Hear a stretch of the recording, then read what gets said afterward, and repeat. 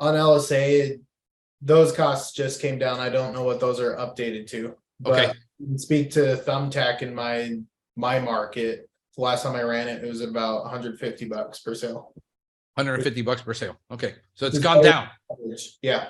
It's gone down because I know that those numbers were up. I mean, when I was doing Yelp, we added it up, man, it was like $250 when we were doing it. So we could cover it because we used to have enormous, front rate cost. We were at 350. I was at 459 at one time for an initial. We were just, that's it. It didn't matter, but the market gets more competitive. The market changes. You have to adapt quickly or else you'll be, out of business.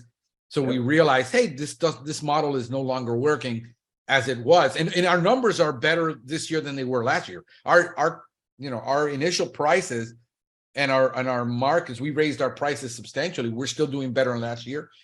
But I realized that I'm seeing the trend. And if I wait till next year, it'll be too late.